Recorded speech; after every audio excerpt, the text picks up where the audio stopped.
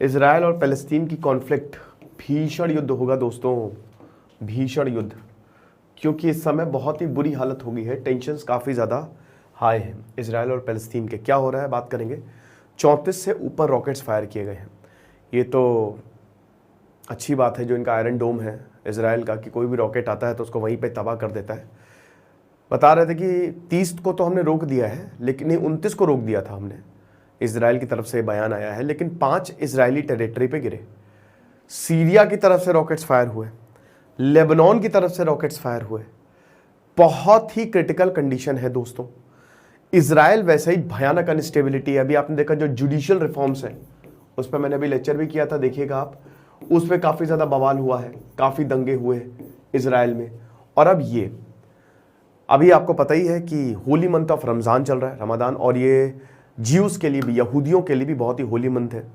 Christianity के लिए भी बहुत ही, इब्राहिमिक रिलीजन्स है, ठीक है, इन सबके लिए होली मंथ है ये, राइट। 23 मार्च से शुरू हुआ और सबसे पहले ये अल अक्सा मॉस्क, अल अक्सा मस्जिद से शुरू हुआ, ठीक है। इजराइल की जो फोर्सेस थी, ये बहुत ही डिस्टर्बिंग वीडियो था, इसको हम वेरीफाई तो नहीं कर सकते, बट काफ़ी डिस्टर्बिंग वीडियो था जब इजराइल की फोर्सेस हैं वो अल अक्सा मॉस्क में घुस गई। अब वहाँ पे जो लोग, लगभग 350 करीब के लोग थे वहाँ पे, और वो बता रहे कि हम प्रेयर कर रहे थे, हम प्रेयर कर रहे थे, और दंदनाते हुए पुलिस आई और एकदम से हमको मारना शुरू कर दिया। हमको नहीं पता क्या हुआ।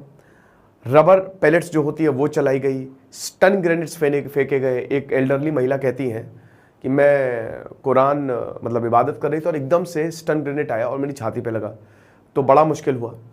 तो यहाँ पे 350 लोगों को बाहर खदेड़ा गया और उनको गिरफ्तार किया गया। वीडियोस काफ़ी ज़्यादा डिस्टर्बिंग है।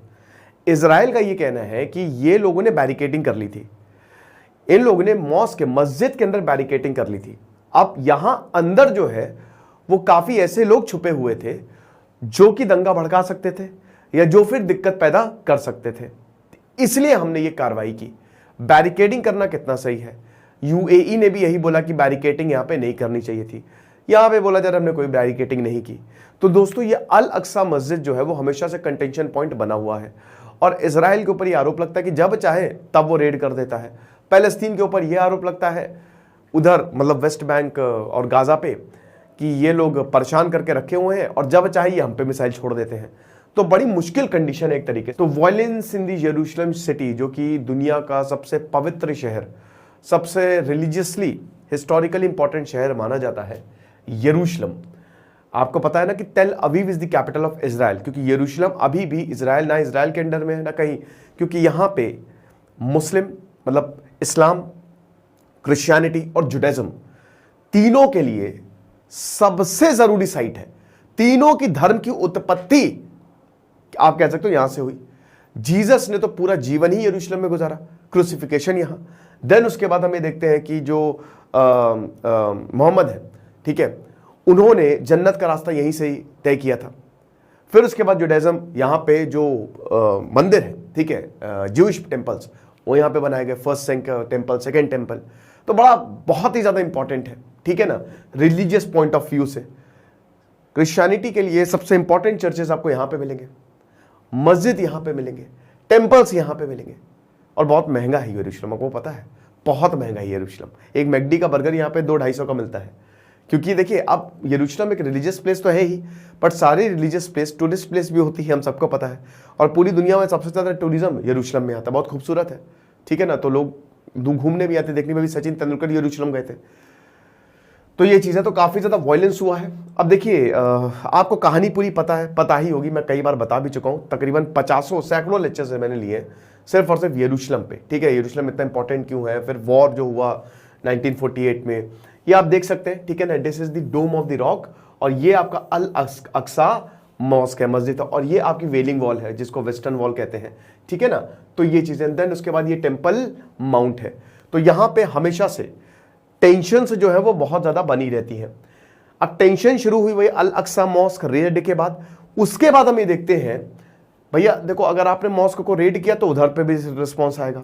पैलेस्तीन जो यहाँ पे हमास है, ठीक है, उन्होंने बोला कि हम तो छोड़ेंगे नहीं। अब हुआ क्या कि यहां पे माया और रीना डी को मार दिया गया। इजराइल की थी ये, 2 बहनें थी, 16 और 20 साल की उम्र थी दोनों की। इनको मार दिया गया। ब्रिटिश की नेशनैलिटी थी इनके पास। वेस्ट बैंक में जो शूटिंग हुई है, ठीक है, अब वेस्ट बैंक में जब शूटिंग हुई तब इजराइल ने बोला कि अब तो हम छोड़ेंगे नहीं। बेंजामिन नेतन्याहू ने ये स्टेटमेंट दिया कि फिर से दुश्मन हमको टेस्ट कर रहा है, ये तो बर्दाश्त हम नहीं करेंगे।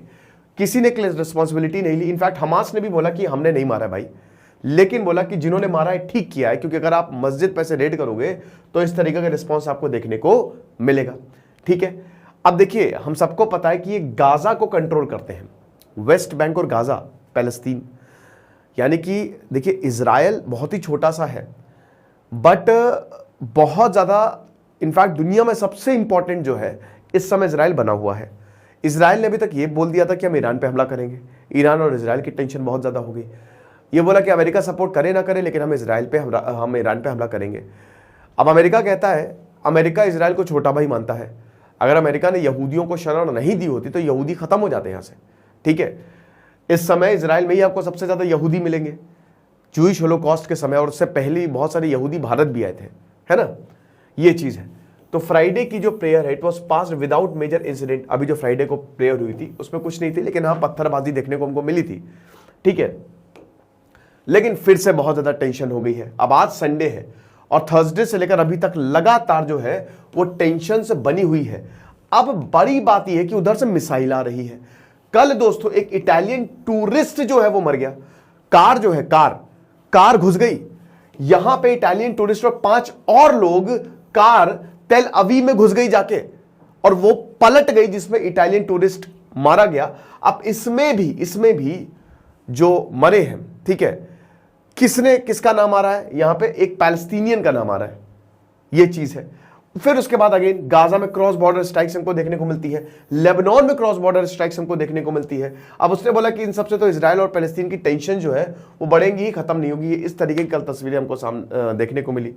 ये बहुत ही अनफॉर्चुनेट इंसिडेंट जो है वो हो रहा है। फिर उसके बाद पैलेस्तीन इधर अटैक कर रहा है। ठीक है, 3 लोगों को मार दिया गया फ्राइडे में, अगेन पैलेस्तीन द्वारा, तेल अवीव। अब इधर इजराइल भी बहुत, आप ये मत समझिए दूध का धुला है, इजराइल को भी कंडेम किया है। यहाँ पे इजिप्ट, जॉर्डन ने बोला है कि भाई ये क्या कर रहे हो, मस्जिद के अंदर मार रहे हो जाके। अब इधर इजराइल कर रहा है तो उधर से रिस्पॉन्स आ रहा है। तो ये आप समझ लीजिए पूरी खिचड़ी पक गई है, दोनों ही तरफ जो है वो आपस में लड़ रहे हैं। लेकिन दोस्तों एक चीज तो आप समझिए, मिसाइल या रॉकेट्स को फायर करना सही नहीं है। मान लीजिए कि इजराइल के पास अगर आयरन डोम नहीं होता तो इजराइल खत्म हो जाता, लोग मरते हैं वहां पे। पैलेस्तीन की तरफ से जो हमास की तरफ से ये जो रॉकेट्स छोड़े गए हैं वो कितना सही है, आप ये बताइए। तो ये चीज है। तो अब इजराइल का जो कमर्शियल हब है उसी में ही एक जो कार है जिसमें टूरिस्ट थे, तकरीबन 6 लोग थे, वो घुस गए बैरिकेडिंग से। ठीक है, और उसमें 5 ब्रिटिशर और एक इटालियन टूरिस्ट जो है वो मारे गई है। और जो ड्राइवर ऑफ द कार है इट वाज शॉट। और पुलिस ने, मतलब ड्राइवर जो कार का, उसको गोली मार दी गई। 45 साल का पैलेस्तीनियन सिटीजन है जिसने ये काम किया है। ठीक है, ये आप देख सकते हैं इजराइल। अब इजराइल की अगर बात करें तो हम सबको पता है कि बहुत, अब 2000 साल पहले का इतिहास है ये। यहूदियों ने इसको होली लैंड माना है, लेवेंट, होली लैंड, बहुत सारे नामों से जाना जाता है। ठीक है, एक पवित्र भूमि है। यहां से जुडाइज्म का उदय हुआ और उसके बाद जीसस क्राइस्ट भी यहां पे आए 2000 साल पहले। और 632 ईस्वी में जब इस्लाम का उदय हुआ तो फिर मोहम्मद ने यहां पे ही यात्रा की थी और यहां से ही जो है वो मतलब उपदेश है वो दिए थे। ठीक है, टीचिंग्स दी थी। अब होता क्या है कि यहूदियों को पिछले 2000 सालों से भगाया जा रहा है। हम सबको पता है यहूदियों का इतिहास सबसे ज्यादा दर्दनाक रहा है, बहुत ज्यादा दर्दनाक रहा है। ज्यूइश होलोकॉस्ट जो हिटलर के समय हमको देखने को मिला, 60 लाख यहूदियों को मौत के घाट उतार दिया गया, कॉन्सेंट्रेशन कैंप्स में भर दिया गया, क्रूसेड्स हुए, यरूशलेम के लिए धर्म युद्ध हुए हैं। ठीक है, लेकिन बाद में जब चीजें थोड़ी संभली तो हम ये देखते हैं कि जो यरूशलेम है उसको बोला कि भाई अब देखो, ना ही ये क्रिश्चियंस का है, ना ही ये मुस्लिम्स का है और ना ही ये ज्यूज का, ये तीनों का है। तीनों लोग आओ यहां पे करो और ये हम इजराइल को नहीं देंगे, ये यूनाइटेड नेशंस के ही अंडर रहेगा। ठीक है, और जिसको आना है यहां पे आए। वैसे आपको बता दूं कितने सालों तक यहां पे पीस मेंटेन रहा है, पीस मेंटेन रहता ही है, लेकिन कभी कभी ऐसी घटनाएं हो जाती है। लेकिन अभी ये घटना बहुत ज्यादा खतरनाक है क्योंकि फिर तो बहुत, मतलब ये तो ऑल आउट वॉर है, भीषण युद्ध होगा दोस्तों। पिछले साल 2021 में भी इसी समय आपको याद होगा कि 10 दिन वॉर चला था। ठीक है, किस तरीके से इजराइल ने बुरी हालत कर दी थी यहां पे। अब उसके बाद क्या हुआ कि 1948 में पैलेस्तीन जो है वो बहुत बड़ा था। ठीक है, मैं आपको दिखाने की कोशिश करता हूं। ठीक है, 1948 तक ये था पैलेस्तीन। अब वर्ल्ड वॉर 1 के दौरान यहूदियों ने कुछ जमीनें खरीदनी शुरू की। ठीक है, बहुत कुछ होता है दोस्तों, मैं काफी कुछ स्किप कर रहा हूं, मैं सीधा पॉइंट पे आ रहा हूं। और मैंने पता है कि मैंने बहुत सारे लेक्चर्स लिए हैं, ढेर सारी कॉन्फ्रेंस होती है यहां पे। अब यहूदियों ने जमीनें खरीदनी शुरू की वर्ल्ड वॉर 1 में। अब भाई ये पैलेस्तीनी जमीन बेचते रहे धीमे धीमे, लेकिन धीमे धीमे यहूदियों ने ये एरिया को कब्जा करना शुरू कर दिया। ठीक है, यहां पे सेटलमेंट्स बनाने शुरू कर दिए और पैलेस्तीन्स ने बोला कि भाई ये क्या हो रहा है। 1948 में पहली बार इजराइल मतलब यहूदी, क्योंकि यहूदियों के पास अपनी जमीन नहीं थी। वर्ल्ड वॉर 1 में यह वादा किया गया था कि हम तुमको जमीन दे देंगे, ब्रिटिश का वादा था, लेकिन इनको पैलेस्टीनियन मैंडेट मिल गई। ठीक है, कि ब्रिटिश का ही सब अंडर रहेगा और कुछ नहीं तुमको देंगे। तब यहूदियों को पता चला कि हमारे लिए कोई खड़ा नहीं होगा। यहूदी एक बहुत ही टैलेंटेड कौम है, आप दुनिया नोबेल प्राइज उठा के देख लीजिए, मैक्सिमम आपको यहूदी मिलेंगे। They are very very talented. ये एक बार किसी के पीछे पड़ गए तो पड़ गए। ऑपरेशन राथ ऑफ गॉड में 30 साल तक अपने दुश्मनों को ढूंढ के मारा था, जब तक एक खत्म ना हो गया था। स्टीवन स्पीलबर्ग कौन है? यहूदी। आप देख लीजिए, आप इतिहास उठा के देख लीजिए। तो अब होता क्या है कि ये जो पैलेस्तीन वाला हिस्सा है ये यहूदियों के कब्जे में आ गया। 1948 में अरब इजरायली वॉर हुआ और इजराइल वो जीत गया। अब इसके बाद 1967 में 6 डे वॉर हुआ। अब 6 डे वॉर में और ज्यादा ये पैलेस्तीन को यहां तक खदेड़ दिया, मतलब तीनों फोर्सेस यहां पे जॉर्डन, इजिप्ट, सीरिया, इराक, इन सबकी फोर्सेस को अकेले यहां पे 6 दिन के अंदर अंदर इजराइल ने हरा दिया। फिर योम किपर वॉर होता है 1973। योम किपर वॉर में ना इजराइल जीता ना अरब देश जीते। और उसके बाद हम ये देखते हैं कि पीस प्रोसेस शुरू होता है। अनवर सादत जो कि इजिप्ट के थे और उसके बाद इजराइल, दोनों ही यहां पे कुर्सी पे बैठते हैं और फिर दोनों ही एक हिस्टोरिकल पीस ट्रीटी साइन करते हैं, जिसके लिए अनवर सादत को नोबेल पीस प्राइज भी मिला था और कुछ ही दिन बाद उनको मार भी दिया गया था।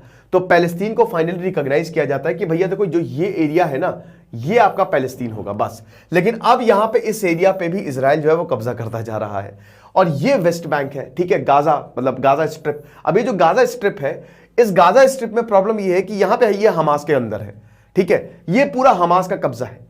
अब हमास रेबेल्स है जो कि कहते हैं कि बस पूरा का पूरा इजराइल हमारा है। तो ये इजराइल और हमास की एकदम बनती नहीं है। ठीक है, तो दोनों ही जो है वो आपस में लड़ते रहते हैं भाई, ये हिसाब किताब। हमास एक टेररिस्ट ऑर्गेनाइजेशन है, वो कहता है कि भाई हम तो ये अलग सा मॉस्क पे रेड होती रहती है। क्या इजराइल चाहता है कि पूरा का पूरा हम अपने कब्जे में कर लें और उसी की वजह से इजराइल हर मुमकिन कोशिश करता है। अभी बेंजामिन नेतन्याहू की हालत बहुत खराब है क्योंकि जुडिशियल रिफॉर्म्स आ गए हैं। अब जुडिशियल रिफॉर्म, कुछ लोग ये भी कह रहे हैं कि बेंजामिन नेतन्याहू को जब भी उनकी कुर्सी पे खतरा लगता है वो जाके पैलेस्तीन पे अटैक कर देते हैं ताकि उनकी कुर्सी बची रहे। ये भी हिसाब किताब है क्योंकि अभी तो दोस्तों पूरी की पूरी पब्लिक बेंजामिन नेतन्याहू, आप समझिए कि उनको कितने 13 साल हो गए हैं कुर्सी पे बैठे बैठे, वो वही प्राइम मिनिस्टर है और आप समझिए कि उनके ऊपर बहुत भ्रष्टाचार के आरोप लगे। तो बेंजामिन नेतन्याहू ने वही जो मामला डाइवर्ट करने के लिए किया है, लेकिन उधर हमास जो हमला कर रहा है वो कितना सही है, रॉकेट छोड़ रहा है बैठ के पूरा का पूरा। अगर इजराइल का आयरन डोम ना होता तो कितने लोग मर जाते। कार पे अटैक हो गया, यहां पे 2 इजरायली नागरिक मारे गए, ये क्या है। तो गलती उधर से भी बहुत है और इधर से भी बहुत है, दोनों ही तरफ से। लेकिन इस गलती में पिस कौन रहा है? आम आदमी।